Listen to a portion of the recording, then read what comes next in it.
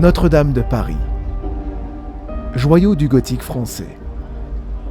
Un édifice qui inspire les artistes depuis plus de 800 ans. Les grandes cathédrales médiévales européennes, dont Notre-Dame de Paris, sont formidables, car personne ne les a signées. Son allure, la magnificence de sa flèche et de ses vitraux, voilà ce qui offre au bâtiment cette impression de grandeur et d'élégance. L'un des plus beaux exemples de l'accomplissement humain.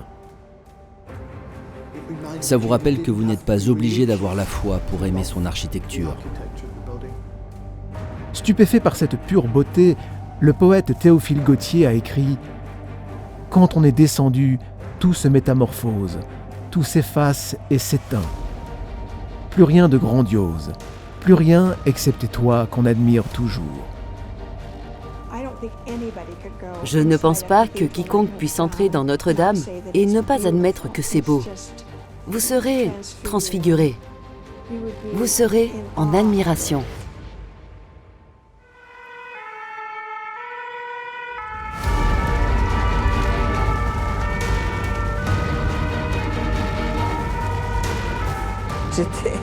J'étais effondrée.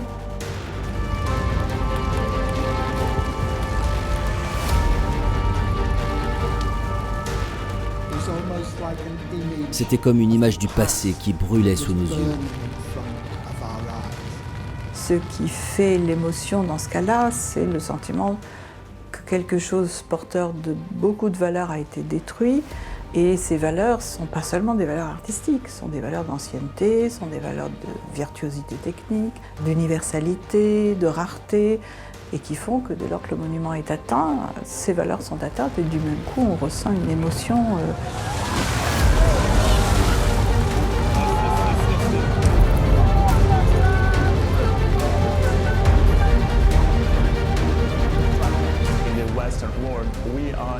En Occident, nous ressentons un deuil, un sentiment de manque et de perte. Et l'incendie de Notre-Dame a incarné ce sentiment. Peut-être que la mondialisation arrive à une impasse, et le capitalisme arrive à une impasse. Et peut-être que l'art contemporain, qui représente nos aspirations, arrive aussi à une impasse.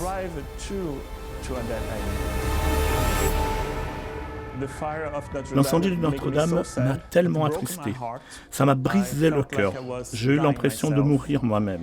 Je me suis demandé si une œuvre d'art contemporain brûlait, aurais-je autant pleuré ?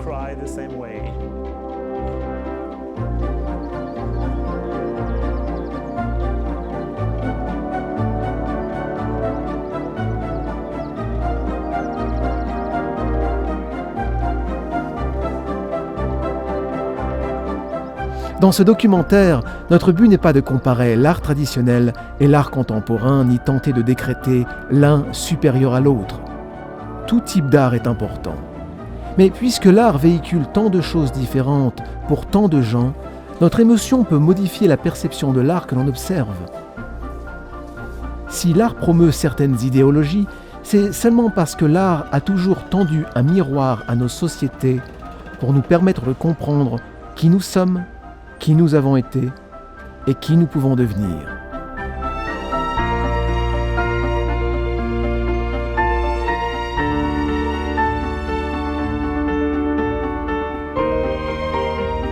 Explorons comment l'art nous relie les uns aux autres sur le plan individuel, mais aussi sur le plan humain et commun. Comment l'art nous aide à évoluer en repoussant les limites et nous oblige à regarder le monde avec un œil critique. Comment l'art nous aide tout simplement à exister. L'art a servi tellement d'objectifs. Durant la Renaissance en Europe, l'art servait à montrer la grandeur des mécènes qui décidaient quelle devait être la couleur ou le personnage. L'art servait pour valoriser les familles aristocrates. À notre époque, il fut un temps, ça servait de substitut à la religion. Nous allions dans un espace blanc et restions silencieux en honneur à ces œuvres. C'est encore en train de changer. Faire de l'art pour moi, c'est un travail d'archive.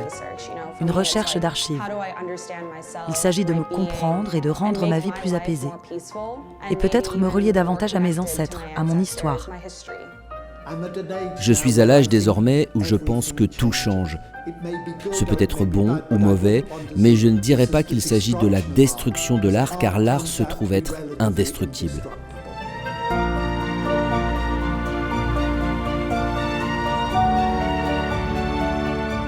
Sachant cela, voyageons de New York à Paris, de Londres à Seattle, de Washington à Vancouver.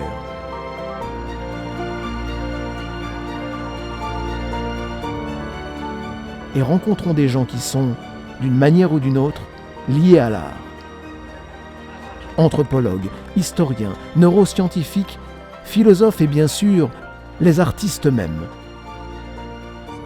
Pour eux tous, l'art est plus qu'un médium, plus qu'un métier, plus qu'un loisir.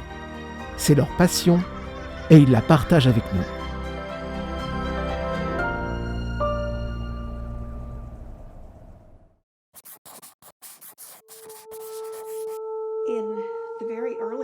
Les toutes premières œuvres faites par l'homme il y a environ 200 000 ans sont des dessins sur la roche qu'on appelle l'art rupestre. Et si on regarde l'évolution des dessins d'enfants, elle est la même. C'est très intéressant. Les enfants commencent par gribouiller et nos ancêtres n'ont pas commencé tout de suite par dessiner sur la pierre. Ils ont dû aussi gribouiller dans la boue, quelque chose comme ça, ou sur leur corps. Je pense que c'est dans notre cerveau. Pour organiser le cerveau, nous avons besoin de gribouiller. Nous avons des doigts très agiles et un pouce opposable. Nos mains sont donc faites pour faire des choses et pour saisir aussi. L'art est crucial dans notre évolution. L'art a fait de nous ce que nous sommes. Depuis le début, je crois. L'homme a commencé à peindre avant de commencer à écrire, et avant même de cuisiner. Pendant la pandémie, particulièrement au début, j'ai ce merveilleux atelier juste derrière chez moi. Je ne pouvais pas venir ici et travailler. J'étais incapable de prendre mes instruments et commencer. Mais je pleurais, pleurais, pleurais. J'ai intériorisé sans la possibilité de pouvoir m'exprimer. Mais dès que je me suis assise et que j'ai commencé à modeler, mon cœur a commencé à battre et j'ai senti mon corps revenir à la vie. Revenir à la vie. J'ai ressenti, j'ai goûté, j'ai senti. J'avais perdu ces sens. J'ai ressenti une énorme joie et je me suis dit, Sana, tu n'aurais jamais dû arrêter. C'est ton lien avec la vie. C'est ce que tu es, un artisan.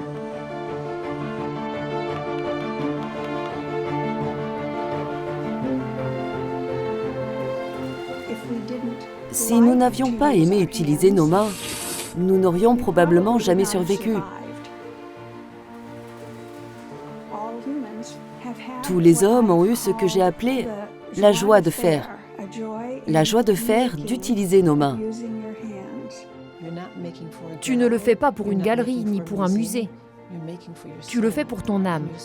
Et ton âme a besoin de joie. Et ma joie est de transformer une chose en autre chose. Et rire.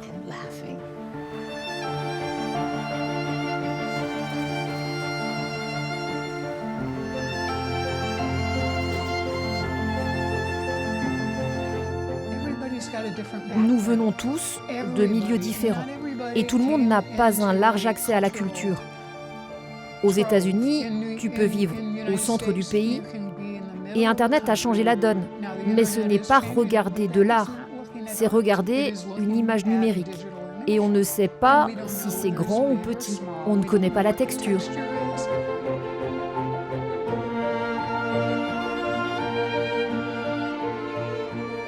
J'ai vraiment besoin de ne pas être dans mes pensées. Parfois, je me vois comme un véhicule.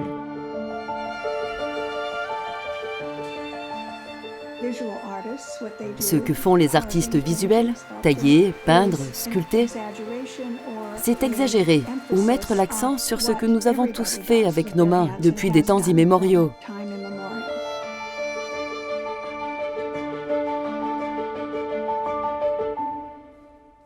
La création, ça vient de quelque chose d'inconscient d'abord, que l'esprit, ensuite, la raison, essaye de canaliser plus ou moins bien, un peu, je dirais, comme le surfeur essaye de ne pas se casser la gueule sur une vague.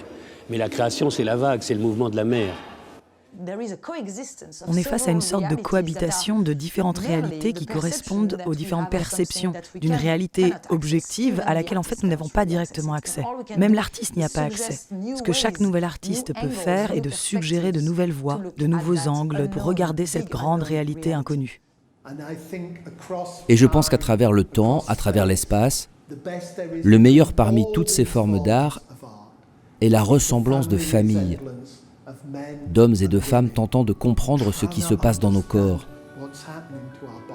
dans nos esprits, sur cette terre. Quelle est notre relation avec les cieux ?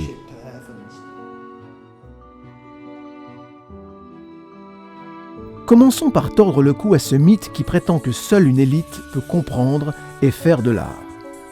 C'est tout simplement faux. L'art est universel, nous pouvons tous le partager. Mais comment l'art se manifeste-t-il ? Comment s'exécute-t-il ?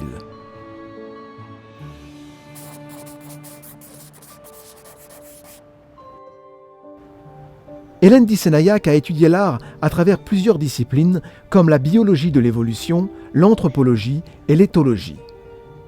Son parcours singulier lui a permis de soulever des questions sur l'art que personne n'avait encore jamais soulevées. Un jour, je me suis demandé, l'art peut-il être un comportement ? En quelque sorte, peu à peu, j'ai commencé à écrire et tenter de l'expliquer. Et je me suis arrêtée sur cette formule, rendre spécial. La fonction de l'art est de rendre quelque chose spécial. Si vous retirez ces choses, si vous retirez l'art d'une quelconque cérémonie, retirez-le d'un mariage. Retirez les fleurs extraordinaires.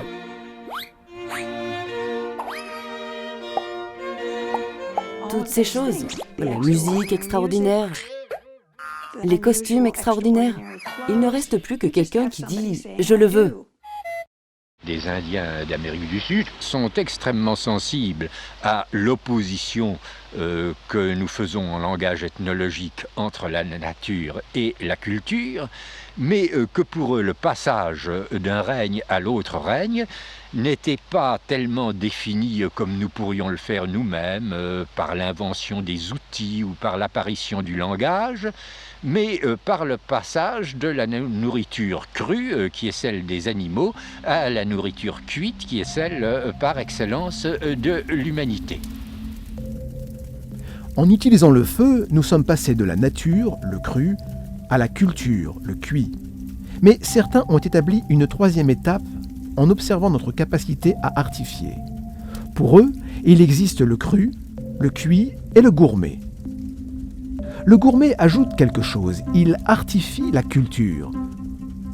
C'est ce que nous faisons quand nous ajoutons des condiments à la nourriture, quand nous faisons une sauce, quand nous dressons une assiette. En d'autres termes, l'art dans nos vies est comme le sel dans nos plats. Pas toujours indispensable, mais il donne une autre dimension à notre perception. Et une fois que nous avons goûté à cette nouvelle dimension, il est difficile de revenir à une existence dépourvue de saveur. Et au-delà de ça, on peut dire que l'artification est faite de 5 opérations. La formalisation ou la composition, faire quelque chose de différent que le quotidien. La répétition, on observe ça dans toutes les formes d'art. L'exagération, l'élaboration et la manipulation de l'attente. Donc, lorsque l'on dit artifier, c'est-à-dire faire de l'art, on artifie en faisant ces choses. Hélène Dissenayak est brillante avec cette proposition de 5 opérations. Je suis ces opérations sans m'en rendre compte. Je le fais, c'est inconscient. Au départ, j'ai l'idée du tableau. Ensuite, je développe cette idée et je suis toutes les étapes sans en avoir conscience. Je pense que tous les artistes font cela sans en avoir conscience. Dissenayak suggère que nous n'artifions pas d'une façon imposée. Nous artifions car nous répondons à un ordre naturel, que nous voulions faire un produit ou pas. Mais si c'est le cas, si nous suivons ces 5 opérations sans en avoir conscience, comment nous sont-elles transmises ?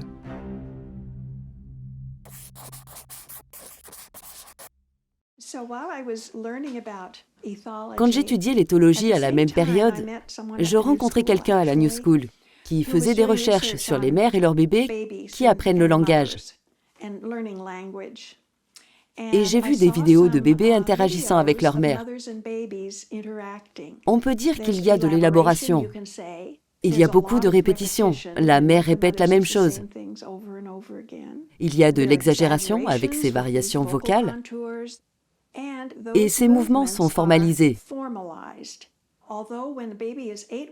Malgré qu'on ne puisse pas vraiment manipuler l'attente du bébé de 8 semaines, très tôt, il aime le jeu du coucou. Ce qui veut dire que le bébé est né en désirant ces signaux d'affinité en utilisant les mêmes opérations utilisées dans les comportements rituels, chez l'animal comme l'oiseau, dans les cérémonies rituelles, ou les rituels que font les gens en groupe, et qui les unissent également. Cela crée une atmosphère de confiance.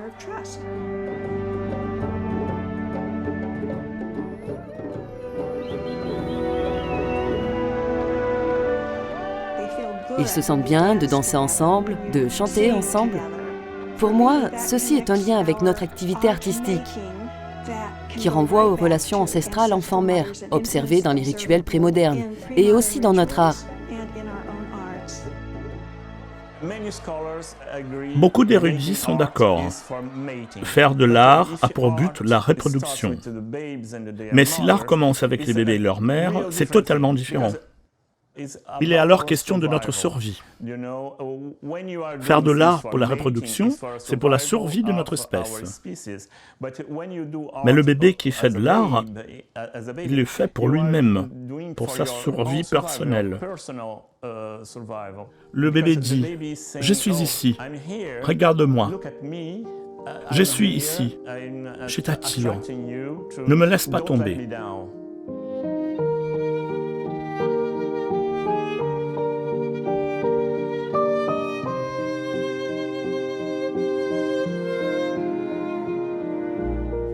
J'ai toujours été hanté par cette citation de W.H. Auden. « L'histoire pardonne ceux qui écrivent bien. » Bien écrire, faire des formes et des motifs. En musique, faire des notes ascendantes qui produisent des motifs et des répétitions. Ce sont ces choses avec lesquelles nous stoppons le temps, avec lesquelles nous arrêtons le temps et donnons du sens à nos vies. Et ces gens sont parfois des philosophes, parfois des scientifiques, parfois des peintres, parfois des écrivains, parfois des compositeurs.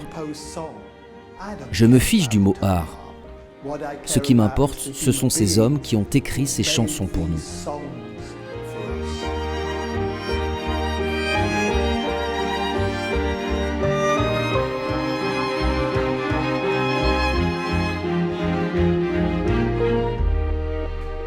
C'est merveilleux qu'à travers le temps, nous n'avons jamais cessé d'inventer des formes d'art et des façons de nous comprendre. Et cependant, les différents mouvements artistiques nous empêchent de voir l'art dans sa globalité. Aujourd'hui, par exemple, il est très courant d'opposer l'art classique à l'art moderne, malgré qu'ils aient plus en commun qu'on imagine. Donc, avant de voir ce qui se cache derrière l'art moderne, remontons le temps et enquêtons l'origine de l'art classique. Les Lumières apparurent en Europe durant le XVIIe et le XVIIIe siècle. Elles furent représentées par des intellectuels, des philosophes, des hommes politiques. Ce mouvement célébrait les idéaux du progrès, de la fraternité et de la liberté et a modelé notre monde moderne. Avec les Lumières, les académies ont établi de nouvelles règles dans le monde de l'art.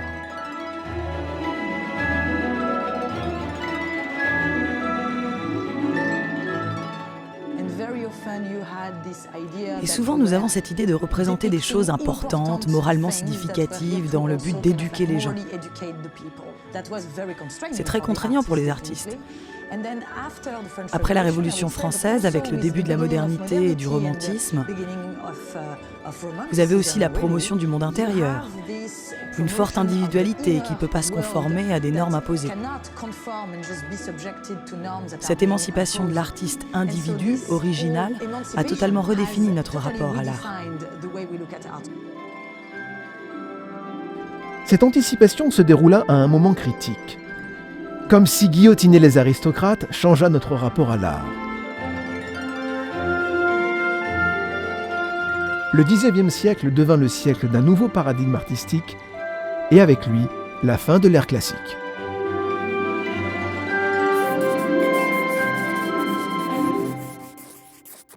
Il y a deux événements majeurs.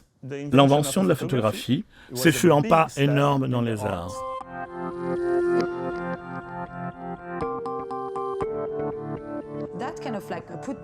Ça a forcé les artistes à repenser leur rôle. S'ils n'avaient plus à représenter la réalité, que pouvaient-ils faire ? Et la seconde invention est plus commune, plus prosaïque. C'est l'invention du tube de peinture. Les artistes pouvaient aller dans la nature et peindre d'après la nature. Avant le tube, on ne peut pas s'imaginer ce que c'était de préparer la peinture en atelier. Avec le tube, l'artiste pouvait aller à l'extérieur. Même Monet peignait dans un bateau. Il avait un atelier bateau sur la Seine. Avec la modernité, chaque artiste est considéré comme le créateur d'un nouveau monde. Chaque vision d'artiste est considérée comme un monde unique, distinct des autres mondes créés par d'autres artistes et qui influence notre rapport au réel. Si vous regardez les tableaux de Renoir, par exemple, vous verrez les femmes dans la réalité différemment que si votre œil est habitué aux femmes peintes par Manet. Ils n'avaient pas de nom à ce moment-là.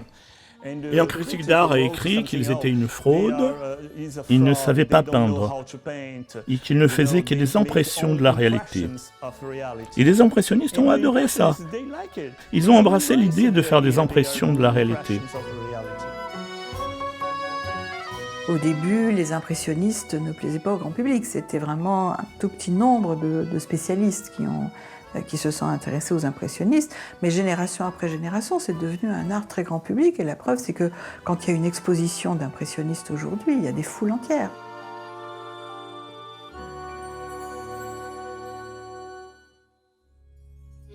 Le succès phénoménal des impressionnistes ne doit pas nous faire oublier qu'à la même époque, beaucoup d'artistes redécouvraient une ancienne obsession, l'exploration de l'invisible.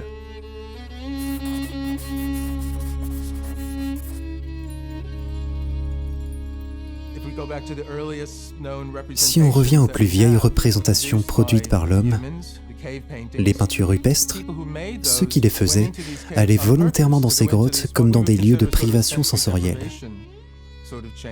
une sorte de chambre noire. Il y a de bonnes raisons de penser qu'ils avalaient des substances psychotropes ou psychoactives qui les mettaient dans un état second. Et ils enregistraient ces expériences et communiquaient avec les dieux. C'est donc là depuis toujours. Et on voit comment cette notion d'un autre monde, un monde supérieur, un monde invisible correspond à notre tentative de représenter le monde dans lequel nous vivons aujourd'hui. Et seulement graduellement, ça devient une tentative de représenter le monde physique d'une façon, ce qu'on peut nommer comme des détails réalistes. Si vous considérez cette conception de l'art comme devant être une imitation de la réalité, vous avez plusieurs façons de le voir dans l'histoire de la philosophie. Aristote disait que l'artiste ne fait pas qu'imiter, proprement parler, la réalité.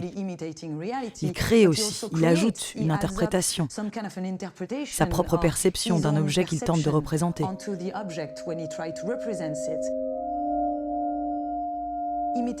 L'imitation ne peut jamais être qu'une simple et pure copie de ce qui est observé. Ce qui est observé est modelé par la façon dont l'artiste perçoit cette réalité.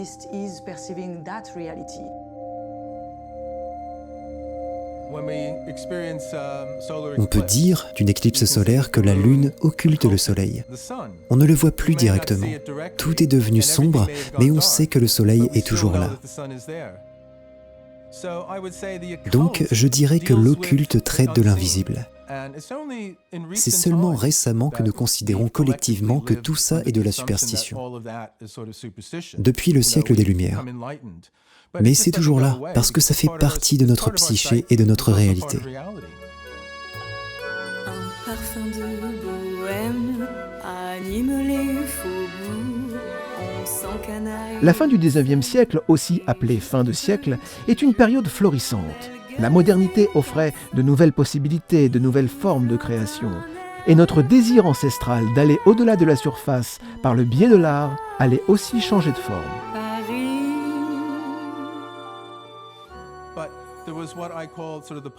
Mais il y a eu ce que j'appelle une fin de siècle positive. C'était un mélange de symbolisme français et d'héritage de la religiosité russe. C'est très émouvant, puissant, comme un bouillon d'atmosphère d'espérance mystique. Le spiritisme était très populaire à cette époque, aussi populaire que la télé-réalité aujourd'hui.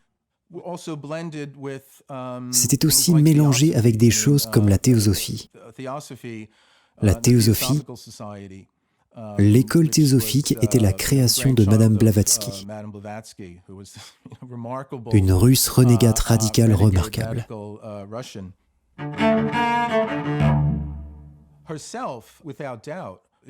Elle était sans aucun doute une incroyable boule d'énergie électrique en cette fin de XIXe siècle, car elle a conjoint avec l'école théosophique la recherche scientifique de cette vieille notion d'une sagesse ancienne.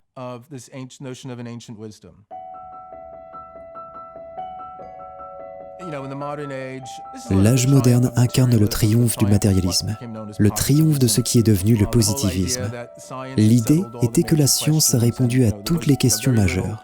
Il n'y avait plus grand-chose à découvrir. Tout s'expliquait ainsi.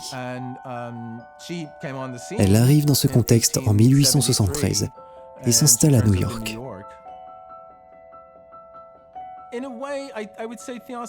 En un sens, la théosophie peut être vue comme une réaction à l'ascension du matérialisme en Occident.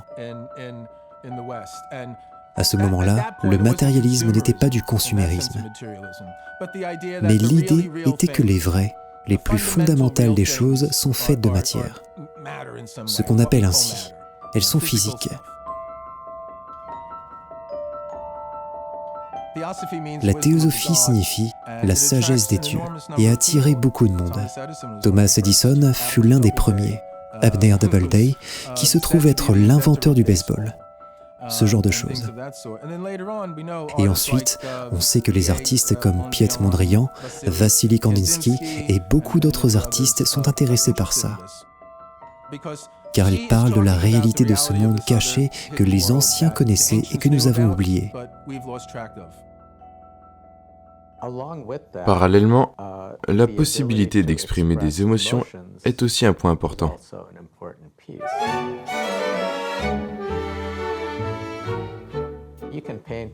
Vous pouvez peindre un visage en vert.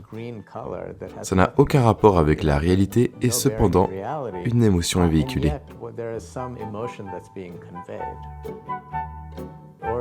Ou vous pouvez même communiquer une idée dont la forme n'est que le véhicule de cette idée.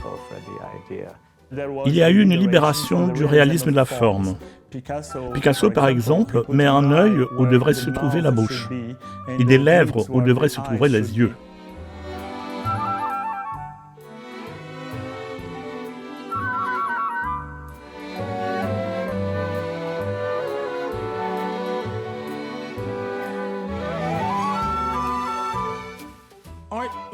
L'art a toujours tenté de saisir ce monde invisible.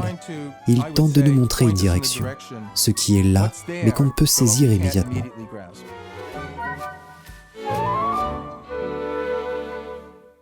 Le businessman new-yorkais Salomon R. Guggenheim fut très tôt un supporter de l'art moderne. Et en 1939, il ouvrit un lieu qui abrita sa collection de peintures abstraites ou de peintures non objectives. Ce terme fut utilisé par la baronesse allemande Illa Rebay. Intéressée par la théosophie et diverses idées spirituelles, cet artiste conseilla Guggenheim dans la direction de son musée qui devint rapidement trop petit. C'est ainsi qu'en 1943, Hilaire Rebeil écrivit à l'architecte Frank Lloyd Wright, qui avait aussi un lien fort avec l'ésotérisme et un intérêt pour les idées théosophiques.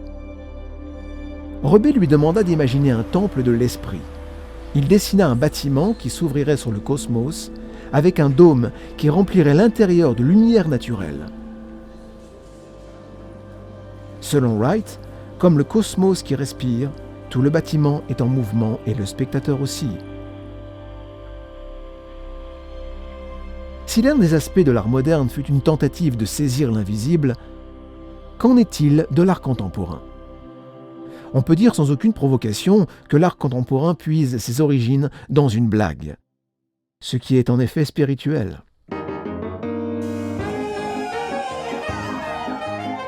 L'auteur et éditeur parisien Jules Lévy décida d'organiser en 1882 une exposition de dessins faits par des gens qui ne savent pas peindre. Ce groupe d'auteurs, d'illustrateurs, de satiristes, de journalistes créa des œuvres rebelles, utilisant tout type de matériel avec pour seul but de faire rire. Toutes créations furent autorisées, sauf les œuvres sérieuses et obscènes.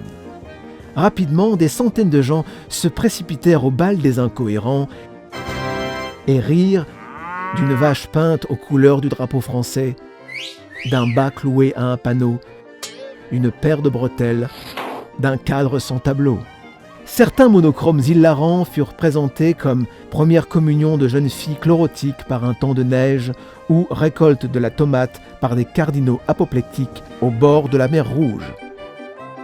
Bien que dans un éclat de rire, les incohérents critiquèrent les institutions, moquèrent la bourgeoisie, créèrent des happenings, des installations et de l'art conceptuel. Tous les ingrédients de ce qui sera nommé dans la seconde moitié du XXe siècle l'art contemporain.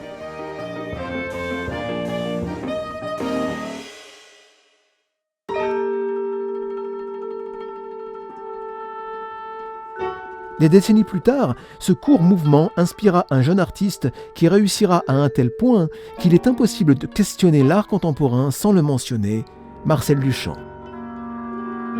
Comme Duchamp le déclara, il utilisait l'art pour servir l'esprit et encore aujourd'hui, il est considéré comme le plus important contributeur de l'art conceptuel. Il a été dit qu'il était l'artiste du siècle, the artist of the century. Objectivement, c'est le cas, puisque c'est sans doute celui qui a le fait le plus parler. Il vivait au quotidien d'une façon simple. Il ne voulait pas être au sommet, il ne voulait pas être le Jeff Koons de son temps.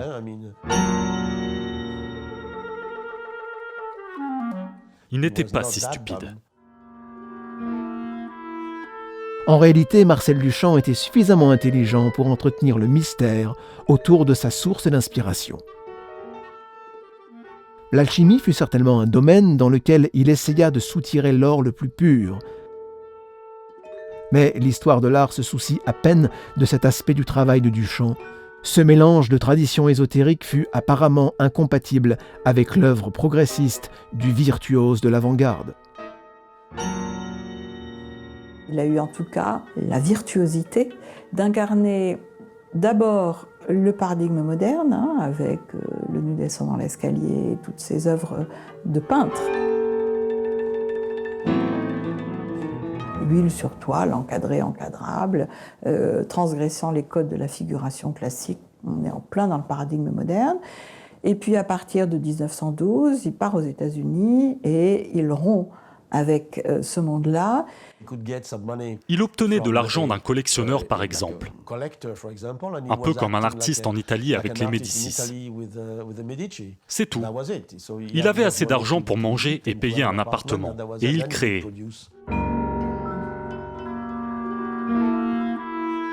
Et il se met à faire des ready-made, il va inventer une posture d'artiste qui va être un modèle pour tous les artistes contemporains. Celui qui parvient à faire accepter au titre d'œuvre d'art des objets qui n'ont pas été produits par l'artiste. Et en plus des objets extrêmement banals et triviaux comme un urinoir, une roue de bicyclette, un porte-manteau, etc.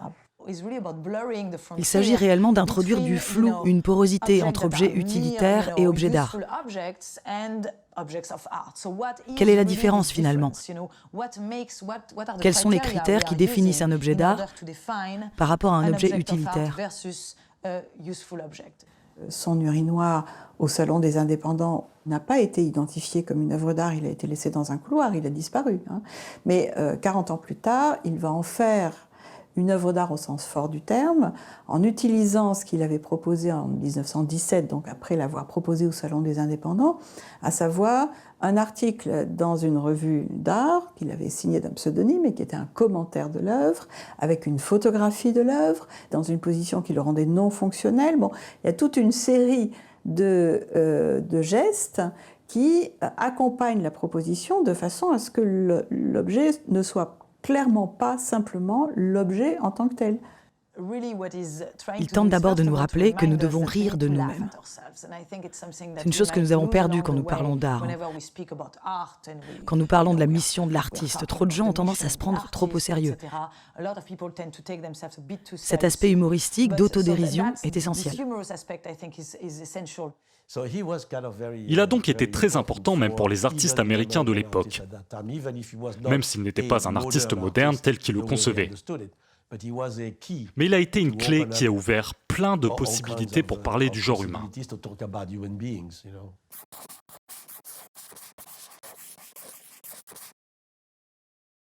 Comme tout changement culturel majeur, l'art contemporain n'a pas annoncé officiellement sa propre naissance. Si nous voulons déterminer la date à laquelle l'art contemporain devint le nouveau paradigme, il s'agirait de 1964, à la Biennale de Venise. En 1964, ça n'est pas le Français représentant de l'école, de la seconde école de Paris que tout le monde attendait, qui va être primé à la Biennale de Venise. Mais Rauschenberg, qui est vraiment l'emblème du jeune artiste contemporain lancé par la galerie Castelli, qui était la galerie qui a permis l'émergence de ce nouveau courant.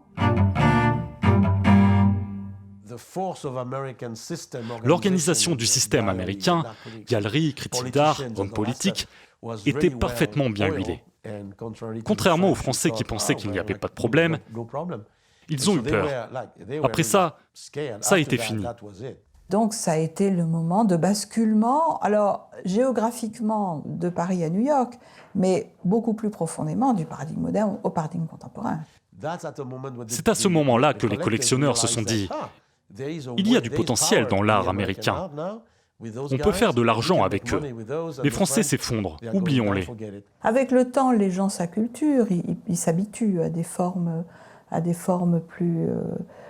qui en leur temps ont été déconcertantes, et puis finalement ils se familiarisent. Même si nous avons communément accepté certaines œuvres contemporaines, beaucoup nous demeurent un mystère. Certains diront qu'elles sont incohérentes, d'autres diront qu'elles sont simplement incomprises. Pour tenter de comprendre, voyons de quoi est fait l'art contemporain.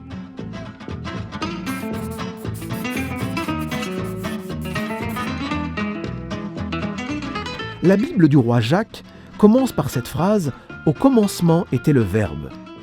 C'est une très bonne façon de décrire comment la plupart des œuvres contemporaines commencent. Non pas comme un traditionnel savoir-faire, mais comme une idée. Je peux vous expliquer par exemple avec les ready-made de Duchamp. C'était un urinoir. Vous avez besoin d'expliquer ça. Quand vous voyez ça, vous ne savez pas que c'est une œuvre d'art. Il ne s'agit pas tant de l'œuvre en elle-même. La matérialité du tableau, du cadre, etc. Il faut se demander toujours dans quel contexte, dans quel discours cette œuvre est présentée. Oui, le discours est ce qui permet à une œuvre d'entrer dans le marché. Il n'y a guère d'œuvres dans le monde de l'art contemporain qui se présentent publiquement sans avoir été à un moment ou à un autre accompagnées par un discours. Alors que dans l'art moderne, ce n'était pas indispensable, et dans l'art classique non plus. Le discours est tellement important, tellement compliqué. Vous devez écrire un discours pour expliquer le discours. C'est une chose très subtile. Il y a donc ce glissement qui se produit. On ne définit pas l'art d'après cette œuvre particulière, mais on regarde ce que les critiques en disent, où elle est exposée. L'espace muséal est important. Qui achète l'œuvre? Ce sont tous ces aspects économiques, structurels, sociologiques autour de cette œuvre qui la valident comme œuvre d'art. Ceci nous mène à l'art transgressif. Un art fait pour exaspérer, pour jouer avec les limites de l'acceptable, pour susciter le débat et même pousser au changement.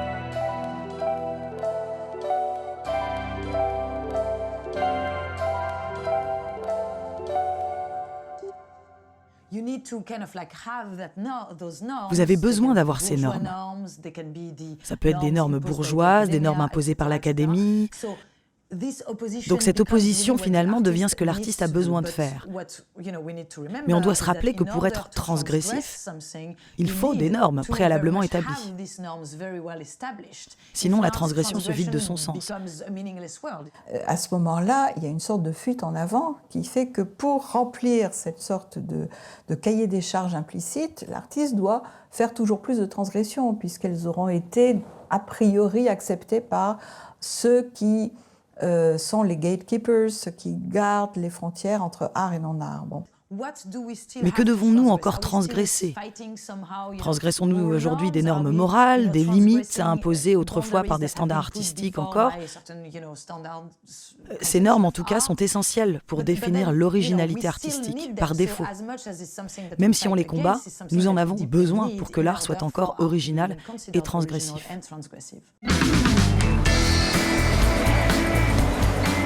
Maintenant que nous avons jeté un œil derrière le rideau de l'art contemporain, parlons des mouvements qui constituent ce genre.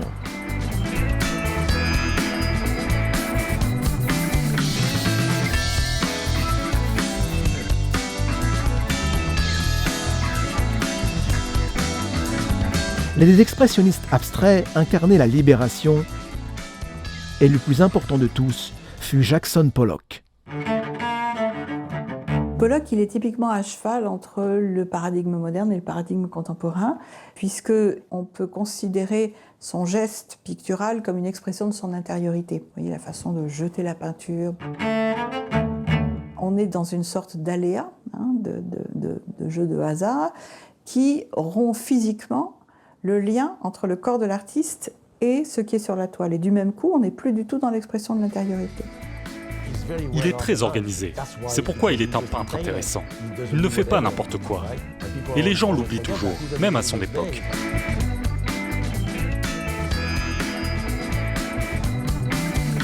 Au-delà de l'expressionnisme abstrait, certains artistes vont plus loin.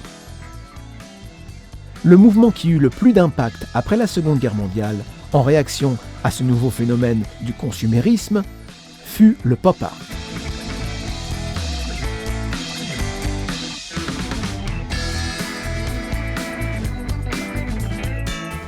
Le monde de l'art est maintenant confronté à une nouvelle situation, une nouvelle société. Il laisse tomber l'idée de l'individu souffrant qui doit survivre et se battre.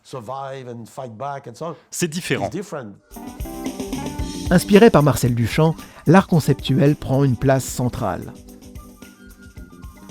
De façon générale, les artistes questionnent le système.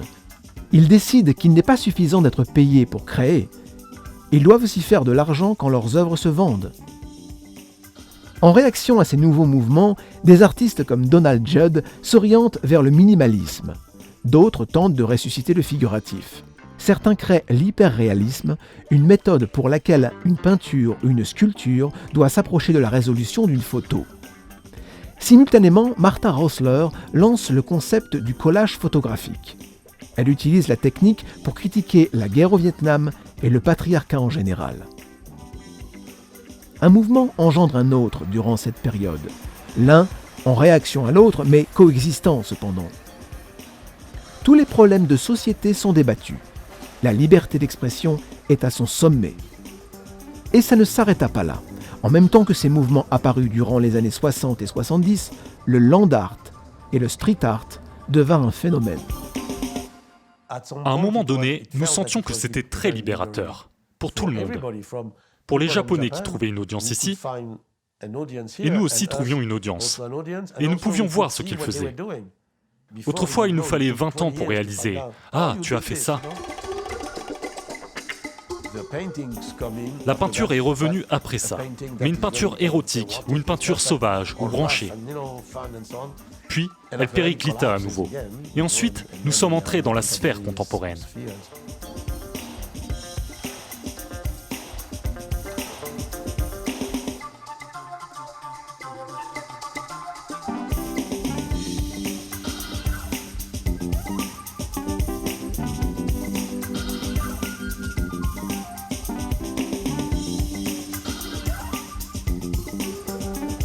Parfois, l'art contemporain se trouve être autant artistique que politiquement engagé.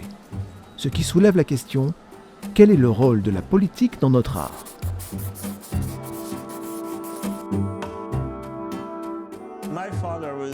Mon père disait « tout est politique ». Je buvais votre café, vous faites de la politique, car acheter son café ici ou là est un acte politique. Mais dans mon art, je n'ai pas l'impression de faire la politique. Le dire, c'est déjà un acte politique. L'art politique, comme dans les années 50, le réalisme soviétique, c'est horrible.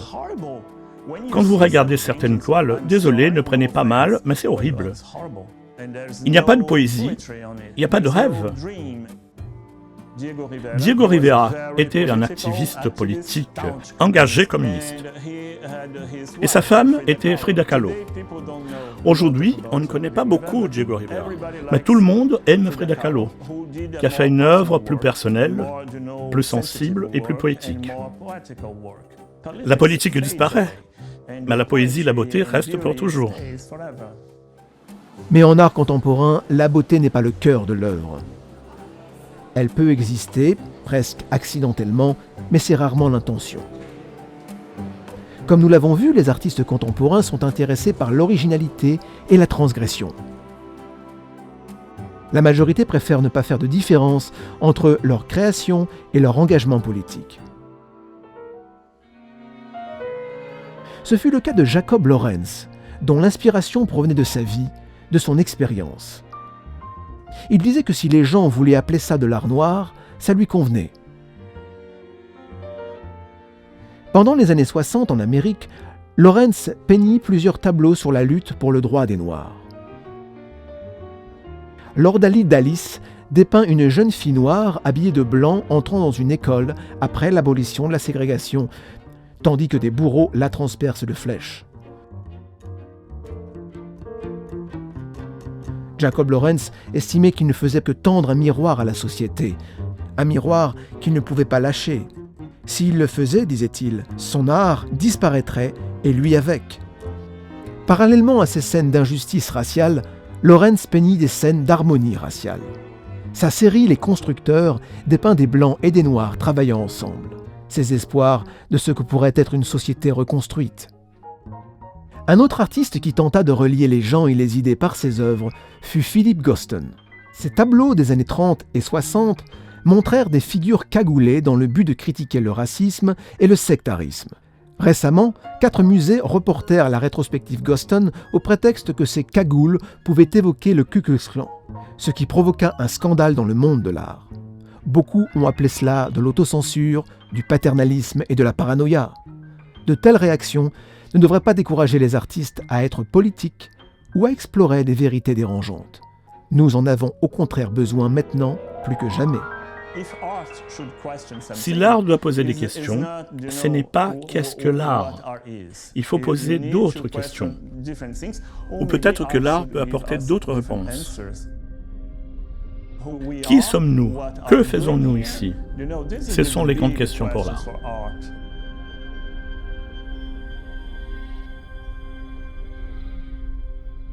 Cette œuvre éphémère de Kara Walker compte parmi ces œuvres qui nous bouleversent. Cette sculpture faite de cubes de sucre raconte la souffrance des esclaves noirs dans la fabrication du sucre blanc. une subtilité fait écho à l'œuvre de Sana Musa-sama, qui a choisi de raconter la même histoire en reproduisant en argile l'arbre qui donne le sucre brun. L'érable qui a été un symbole social et politique pour dénoncer l'esclavage. J'ai découvert le mouvement en lisant et j'y ai passé 12 ans.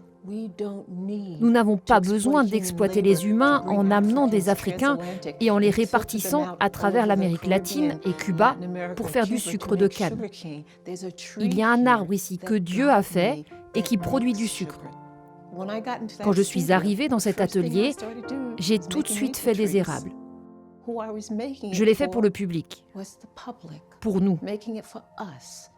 La série des érables offre un lien entre la main, le cœur et l'homme, et le monde pour moi. Et depuis ce moment-là, mon travail est basé sur des questions sociales qui me touchent. Au-delà de l'engagement, l'activisme dans l'art est aussi une manière de relier d'autres types d'activisme. Comme si le partage de la souffrance à travers l'art avait le pouvoir de créer des connexions. Celui qui peut l'attester est John Kiriakou, le lanceur d'alerte qui confirma en décembre 2007 que la noyade était pratiquée par la CIA sur les prisonniers d'Al-Qaïda, ce qu'il décrivit comme de la torture. Pour avoir été une épine dans le pied d'une administration qui voulait éliminer Ben Laden par n'importe quel moyen, Kiriakou a été envoyé en prison durant 23 mois, de 2013 à 2015, pour avoir commis le crime de dire la vérité. 6 semaines avant la fin de ma sentence, j'ai reçu des cartes postales. C'était des cartes postales banales. Un côté était vierge et l'autre montrait un aigle en ascension. De l'autre côté, il pouvait y avoir une image dessinée, un cœur ou bien « Vous n'êtes pas oublié ». La plupart n'étaient pas signés. Et puis un prisonnier est venu me dire « Tu es dans un magazine ». C'était un article à propos d'une expo que Weiwei a réalisée à la célèbre prison d'Alcatraz dans la baie de San Francisco. Et ce qu'il a fait, il a pris des photos de 289 prisonniers politiques ou des prisonniers de conscience du monde entier, de 23 pays différents. Et il en a fait des portraits en Lego. Et ces portraits ont été placés sur le sol, à Alcatraz.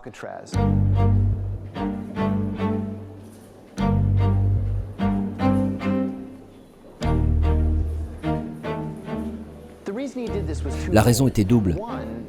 D'abord, lorsque Weiwei avait 5 ans, son père avait été arrêté par les autorités chinoises pour espionnage, pour avoir écrit un poème dont l'une des interprétations pouvait être en l'honneur de la démocratie. Toute sa famille a donc été forcée d'aller déménager au nord-est de la Chine. Et il a été enfermé dans un camp là-bas. Et un jour, quelqu'un lui a envoyé une carte postale disant « Vous n'êtes pas oublié ». Et ça a tellement amélioré son moral qu'il s'est remis à écrire des poèmes, même s'il était détenu dans ce camp. Et Weiwei a toujours dit que son père parlait souvent de cette carte postale, de ce qu'elle signifiait pour lui, parce qu'il avait vraiment pensé avoir été oublié. Je peux vous le dire, j'ai toujours eu peur d'avoir été oublié. Vous êtes en prison, votre vie se fiche complètement, mais le monde réel continue d'avancer à l'extérieur. J'ai finalement reçu plus de 2000 cartes postales. Et le jour de ma sortie de prison était le dernier jour de l'expo. Et le galeriste de Weiwei, avec son iPad, m'a montré toute l'expo. Je pense que tout le monde devrait être lanceur d'alerte, ou du moins tenter de l'être. Souvenez-vous, il y a une définition du lanceur d'alerte. Il est question d'apporter les preuves de fraude, d'abus, d'inégalité ou de menaces pour la santé ou la sécurité publique. Notre gouvernement le dit tout le temps. Si vous avez vu quelque chose, dites-le. Nous y voilà. Les artistes aujourd'hui nous montrent qu'il est possible d'utiliser une œuvre pour atteindre nos frères et sœurs en humanité. Que vous les voyez comme des super-héros, des lanceurs d'alerte ou de simples poètes, les artistes nous rappellent que la liberté la justice et la paix ne sont pas seulement des mots. Il est vital de savoir que dans la brume du désespoir, de la colère, du désarroi, nous comptons. Nous ne serons pas oubliés.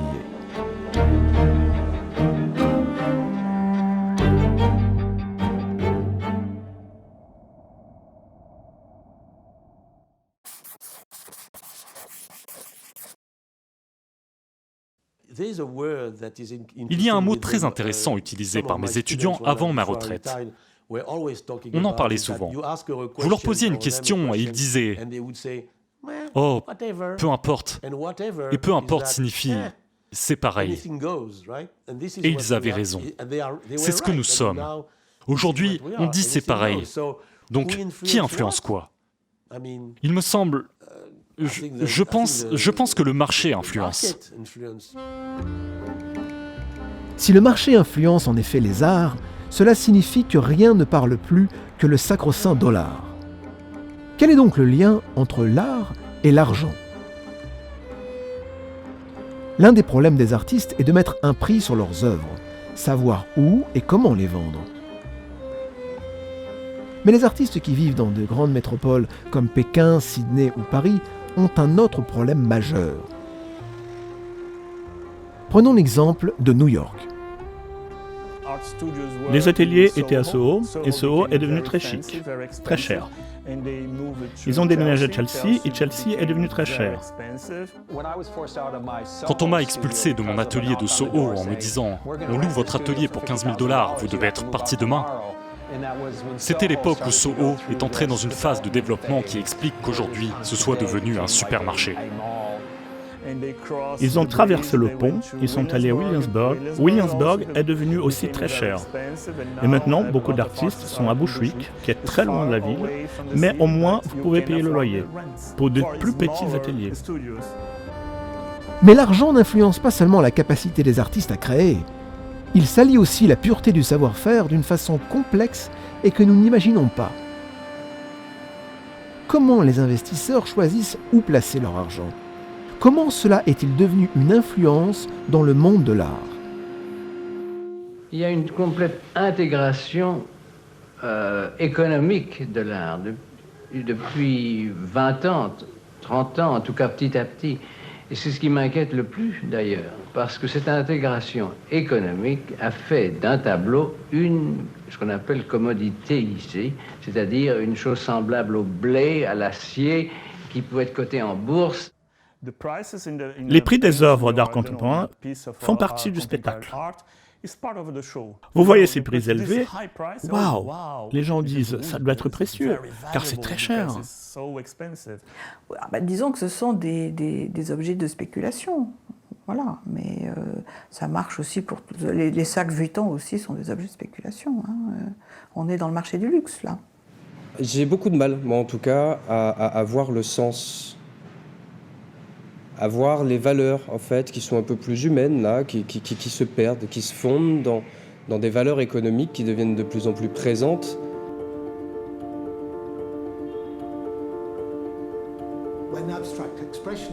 Quand l'expressionnisme abstrait a émergé, la figure qui l'a soutenu était Clement Greenberg, un critique d'art. Quand les Young British Artists, Damien Hirst, Tracey Emin et d'autres ont émergé, un collectionneur les a soutenus. Et je pense que cette bascule du musée au critique, puis du collectionneur au musée privé, demeure jusqu'à aujourd'hui une bascule fondamentale. Plutôt que de tout tenter pour avoir leurs œuvres dans les musées, les artistes s'intéressent maintenant aux foires de l'art. C'est là qu'ils veulent montrer leurs œuvres. Après avoir travaillé avec des foires, il y a beaucoup de raisons à cela. C'est là que vous pouvez être découvert. Cela peut paraître étrange, mais les foires d'art n'ont rien à voir avec l'art, c'est du business. On a cette image idéale des artistes. Ils touchent le sublime. Mais ils ont besoin de vivre de leur art. Je suis évidemment contente de vendre mon travail, mais ce n'est certainement pas ma première préoccupation.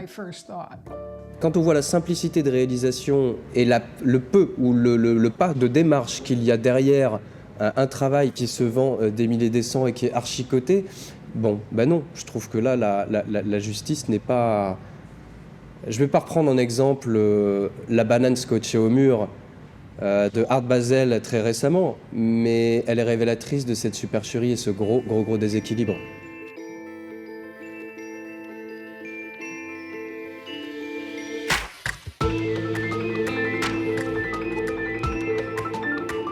On a une financiarisation de l'art qui n'intervient que fin des années 90, début des années 2000. Bon. Donc c'est pas du tout constitutif de l'art contemporain, c'est constitutif de la dernière génération de l'art contemporain. On est déjà à la 3e génération de l'art contemporain. Le monde de l'art est maintenant un supermarché. Vous avez plusieurs centaines de marques du même objet. Vous y allez, c'est ennuyeux à mourir. Dans un sens, au XXe siècle, le secteur public est aux commandes. Au XXIe siècle, le secteur privé est aux commandes. Quiconque, à n'importe quelle époque, doit d'abord satisfaire le besoin et le goût des puissants. On a des artistes qui cartonnent aujourd'hui parce qu'ils s'inscrivent dans une mode, dans un courant, dans quelque chose qui plaît, dans quelque chose de vendeur. Le monde de l'art est maintenant si énorme qu'il ne peut se permettre d'échouer. La richesse, c'est la richesse intérieure. Et Chaumont, que j'ai beaucoup défendu et connu, avait mis à l'entrée de son domaine, dans son écriture phonétique, « Je suis riche de pauvreté, ils sont pauvres de richesse ».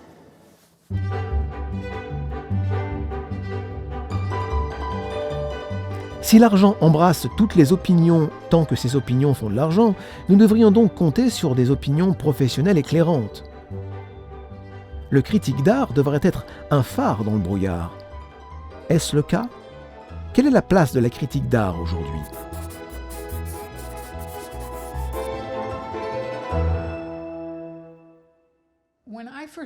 Quand j'ai commencé à être exposée, je me souviens, j'étais dans une expo. C'était il y a longtemps. J'ai su que le critique du New York Times était la personne qui choisissait les œuvres. Et il nous a dit à tous, une peinture n'existe pas tant qu'elle n'a pas été mentionnée dans un article. Et il a ajouté que c'était comme l'arbre qui s'effondre dans la forêt. Je suis partie en pensant « Waouh, ce gars-là !» Mais aujourd'hui, c'est très différent. Je ne veux pas me risquer ici, car c'est un nid de guêpes.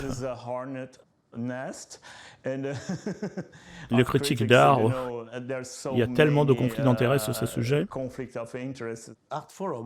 Art Forum était l'un des plus intéressants magazines d'art. En 2008, voici le magazine. Quand vous l'épluchez, ce ne sont que des pubs et des comptes rendus. Ils ont vraiment perdu l'idée de la vraie critique d'art. Les critiques d'art d'aujourd'hui font partie du spectacle. Avec mes étudiants, j'ai fait une œuvre. Disons, une œuvre conceptuelle. Je leur montrais ça. Je retirais toutes les pages de pub, je les jetais, je leur montrais. Et c'était comme ça. George Steiner, le grand penseur littéraire qui est décédé l'an dernier, je pense, il a une phrase formidable. Nos dictionnaires traînent derrière nos besoins. Nous avons le besoin de parler de certaines choses, mais nous n'avons pas encore les mots. C'est le rôle de la véritable critique, ou de la philosophie de l'art. Et non pas dans ce langage abstrait et rébarbatif que personne ne peut comprendre. Ce qui est tristement ce que le milieu est devenu. Ils pensent que si le texte est trop clair, ce n'est pas bon. Donc c'est comme une farce. Les impressionnistes ont été si mal critiqués à leur époque. Ils ont eu tellement de critiques d'art qui ont dit des choses horribles sur eux. Les impressionnistes sont toujours là, toujours si beaux, si impressionnants. Et les critiques d'art de l'époque, ils sont morts. Être critique n'est pas seulement faire du commentaire, mais aussi un moyen d'auto-réflexion à travers le travail des autres. Comment savoir qui nous sommes si nous n'avons rien contre quoi nous évaluer ? Si c'est donc bien vrai, si l'art de la critique appartient au passé, le dernier refuge revient donc au musée. Les musées peuvent-ils encore éveiller notre sens critique? Ou atteignent-ils le crépuscule de leur raison d'être?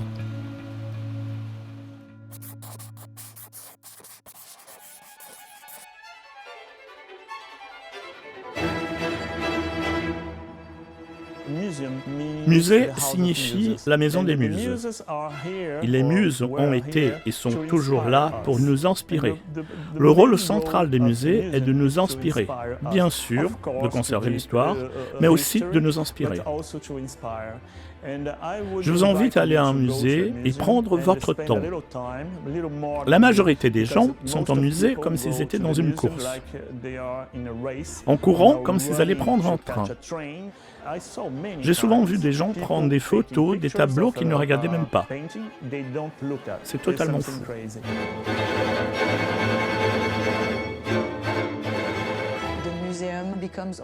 Le musée devient une attraction touristique pour les gens.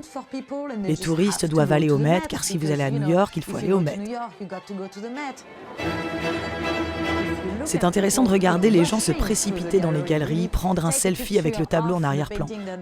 Hop, c'est fait, ce tableau, vu, ce musée, vu. Le public prend rarement finalement le temps de s'immerger dans ce qu'il regarde. Par exemple, ma question au musée de Vancouver il y a quelques années. Pourquoi avez-vous toujours Dali en été? Pour le monde. Pour le monde, chaque fois qu'il y a Dali, ils viennent. Qu'est-ce que vous leur dites? Rien. On met... Donc vous mettez ces peintures sur le mur comme une collection de timbres, et les gens viennent et ils regardent et font « Oh, ah. » Aucune idée du pourquoi faire cela. Quel est le but? Le but du tableau? Zéro pointé. Pour moi, c'est un désastre. Je me rends compte quand j'emmène quelqu'un plus jeune que moi qu'il est rapidement ennuyé, car il n'y a pas de connexion avec lui. C'est un des échecs du musée. Et je ne vois pas souvent des gens intéressés par les œuvres. Il doit donc exister quelque chose qui branche les gens et les attire.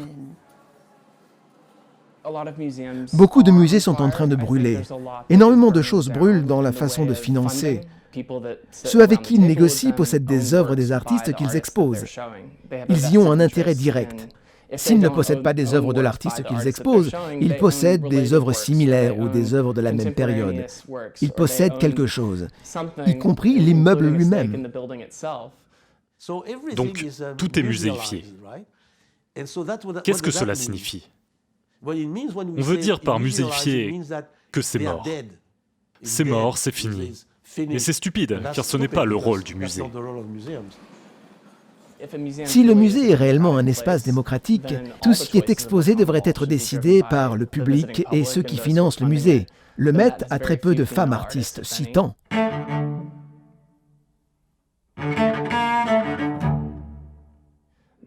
L'aile réservée aux modernes est pleine d'œuvres faites par des hommes blancs. Où sont les autres voix? Que manque-t-il? Et c'est très important que nous racontions nos histoires. Et j'insiste, racontons nos histoires. Tu ne racontes pas mon histoire, tu racontes la tienne, je raconte la mienne. Rassemblons-nous et racontons-les. C'est important d'avoir ces cousins à table qui échangent. Tout ce que je demande, c'est que tout le monde soit dans le même lit, pour savoir comment nous sommes reliés. J'aime l'idée de nous référencer à la culture et à l'histoire, mais nous devrions voir tout ça en même temps. Et non pas avoir une pièce pour la Chine, une pièce pour l'Égypte, une pièce pour le Cambodge.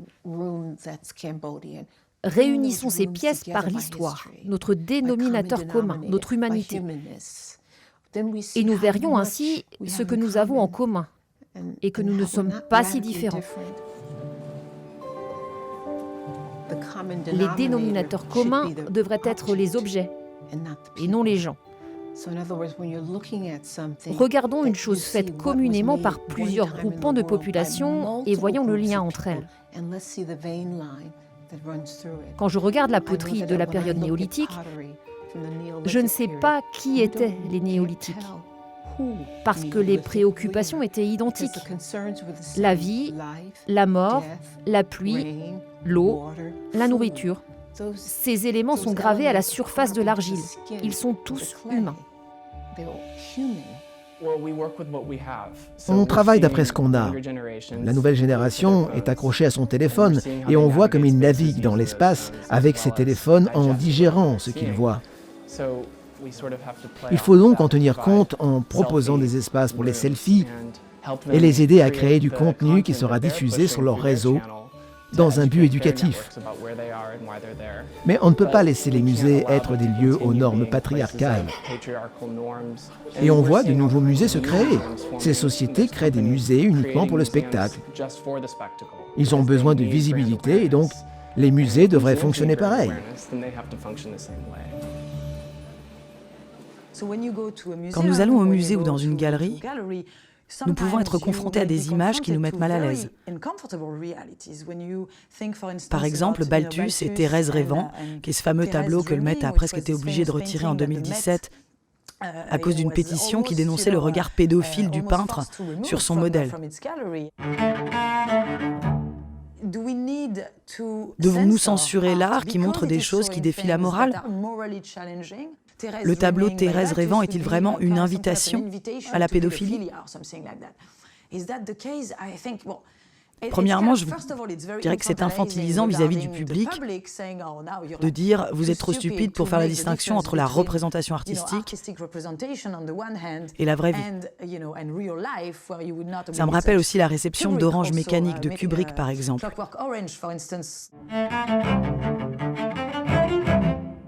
Le film a été accusé d'encourager la violence dans la rue. On peut aussi penser aux représentations de l'esclavage. Devons-nous les retirer de nos galeries ?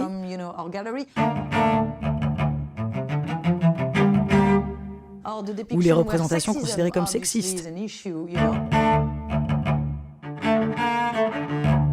Peut-être qu'on n'aurait plus grand-chose dans nos musées finalement.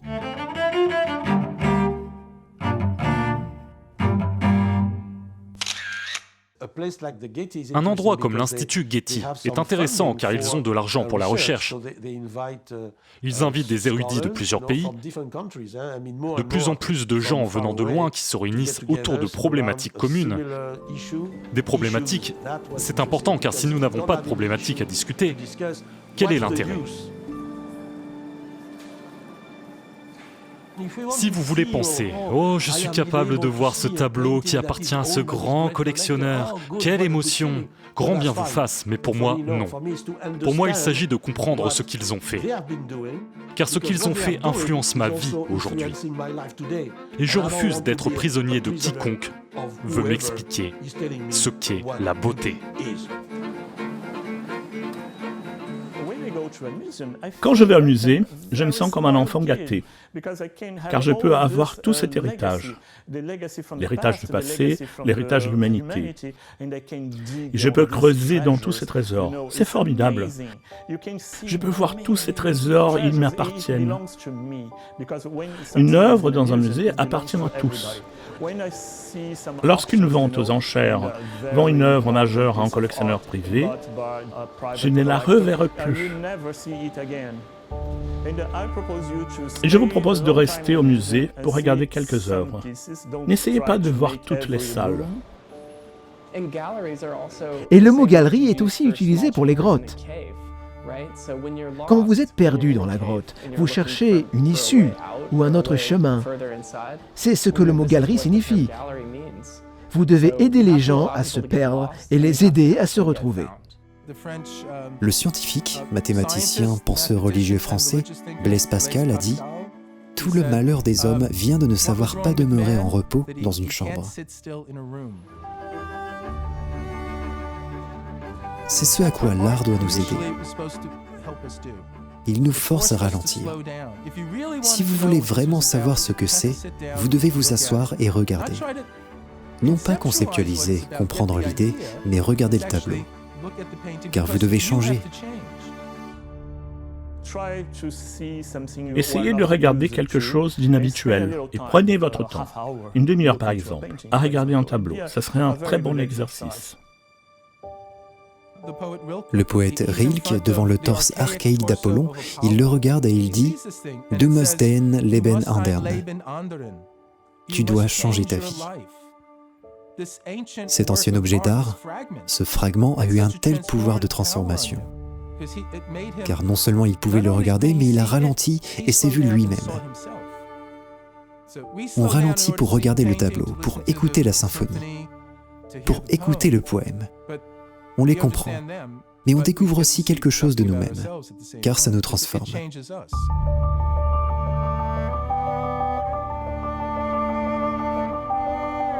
Allez-y vous-même, soyez votre propre guide dans le musée. Ne suivez pas les flèches sur le sol, ne suivez pas les audio-guides, ne suivez rien que vous-même. Parce que c'est notre moyen de questionner notre environnement, de se confronter au malaise. Je vois le musée comme l'endroit qui protégera mes œuvres. À vrai dire, je pense que mon art vivra plus longtemps que moi. Ainsi, il sera protégé. Je suis donc intéressée d'avoir mes œuvres dans la collection d'un musée, de façon à ce que demain, l'an prochain, dans un siècle, elles seront là.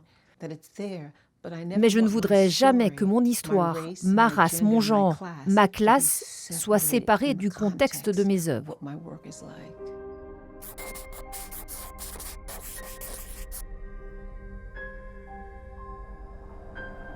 Dans des moments de doute, quand les valeurs semblent ne plus en avoir, nous nous rattachons naturellement à ce à quoi nous avons confiance. Intéressons-nous à la beauté. Qu'en dit la neuroscience ? Dans la partie frontale et profonde du cerveau, il y a plusieurs secteurs qui encodent les récompenses. Et le système de récompense semble répondre à tout type de récompense. Si vous appréciez quelque chose, de la musique, du sexe, ces secteurs sont activés. Mais à l'arrière du cerveau, il y a plus de spécificité.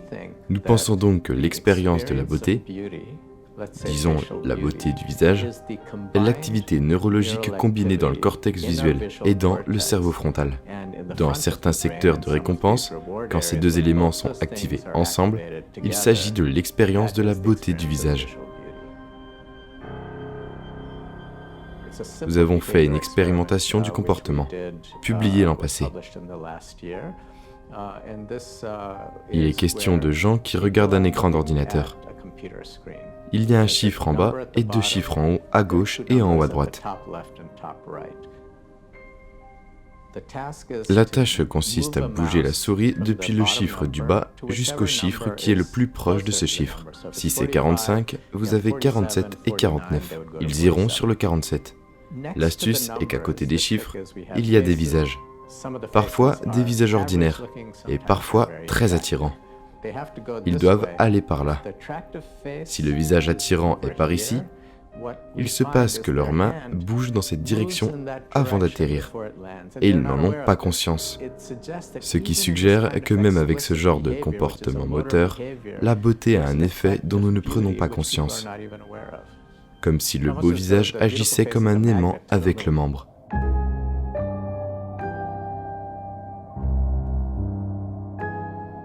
Si la beauté gagne quoi qu'il en soit, qu'y a-t-il derrière ? Qu'est-ce que la beauté dans l'art apporte à nos vies ?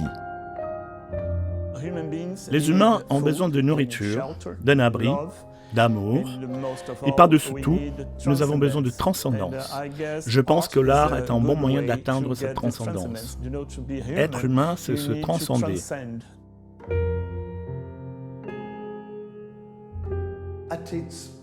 Dans ce qu'il a de plus beau, l'art ralentit le temps. Ça prend du temps de faire un tableau. Ça prend du temps de regarder un tableau, de le comprendre. On ne peut pas avaler Guerre et paix de Tolstoï comme on avale un hamburger.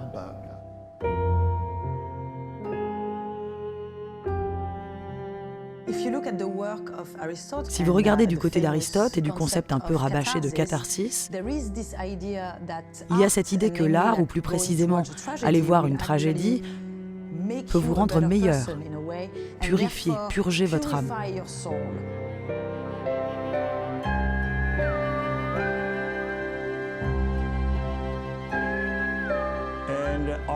Et l'art est notre seule réponse à la mort.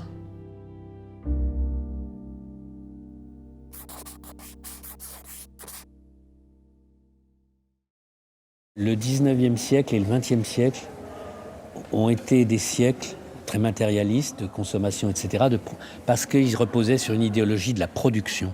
Je pense que si on arrivait à développer une philosophie de l'homme créateur, effectivement, ce serait une vision totalement autre de l'être humain que celle de la production qui implique la surproduction, la production en série, la multiplication du même, le clonage. Quand je commence quelque chose, il y a d'abord une idée intellectuelle. Mais ensuite, je fonctionne avec le cœur. C'est mon cœur qui appelle.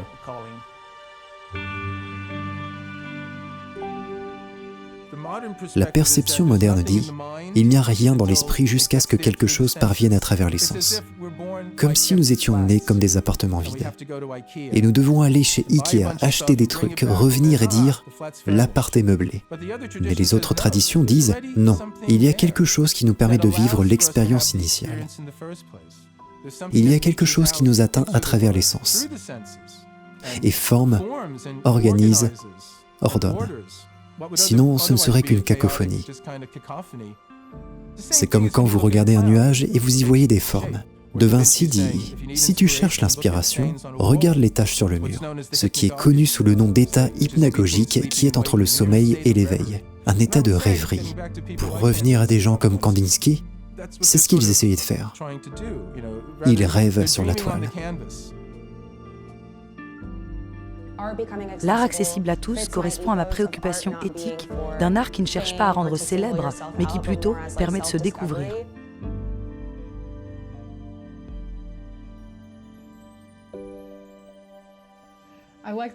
J'aime l'idée de l'art à l'hôpital. Oui, quelque chose qui pourrait guérir.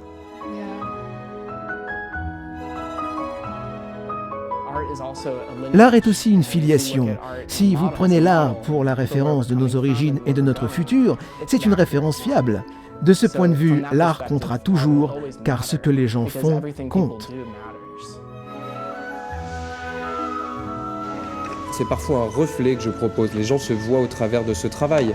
Ou alors ils sont tout simplement émus, parce qu'on m'a déjà dit qu'effectivement l'art peut rendre heureux. L'achat d'art ou juste le fait de regarder de l'art, voilà, c'est indispensable à un équilibre humain.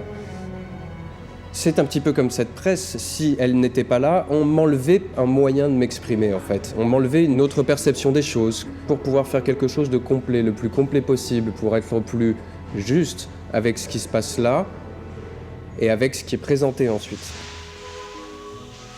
Et j'ai bel espoir quand même, j'ai bel espoir que le sens et les vraies valeurs reviennent un peu en avant et que donc, dans la société, et que donc l'artiste qui reporte ce type de valeurs soit un peu plus valorisé.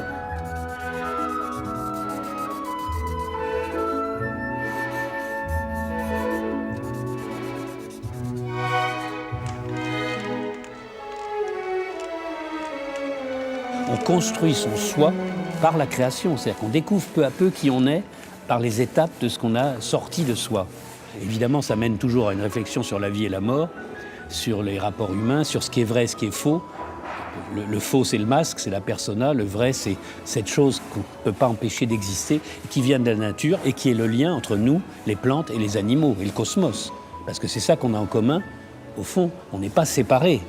C'est cette partie obscure de nous qu'il faut avoir la modestie de reconnaître comme étant universellement partagée par toutes les formes d'être. La mort est la dernière frontière. Parce qu'on ne sait pas ce qu'il y a après, si toutefois il y a quelque chose après. Et l'art reste pour toujours. On ne connaît rien des choses du passé, mais l'art est resté. C'est une autre façon de transcender jusqu'à notre propre vie.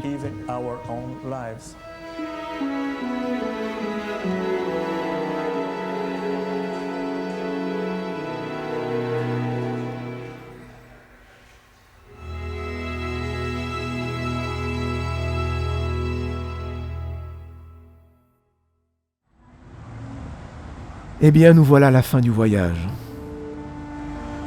On dit une exposition, car l'art nous expose ce que nous avons été, ce que nous ne voulons plus être, et le plus important, ce que nous pourrions être. Il est bon de voir la joie enfantine de ceux qui regardent de l'art ou en font. Regarder de l'art, c'est reconsidérer le spectacle de notre condition. Il contient la noblesse du cirque. Il exprime le grotesque, la beauté, l'obscurité et le sublime de l'humanité d'un seul coup.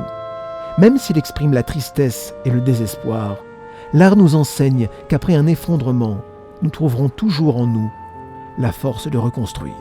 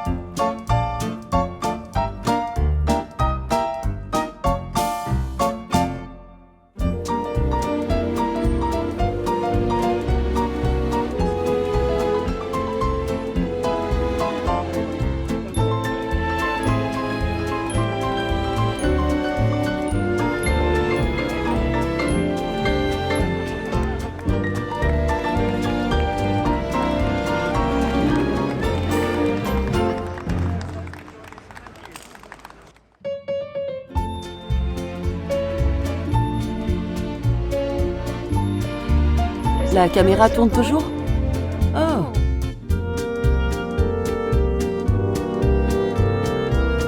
C'est une forme de maladie d'être artiste.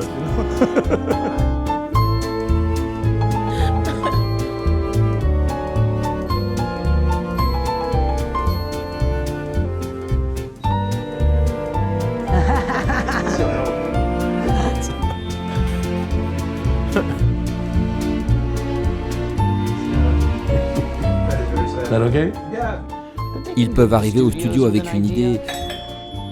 Ce doit être la police. Combien voulez-vous parier? C'est l'histoire de ma vie.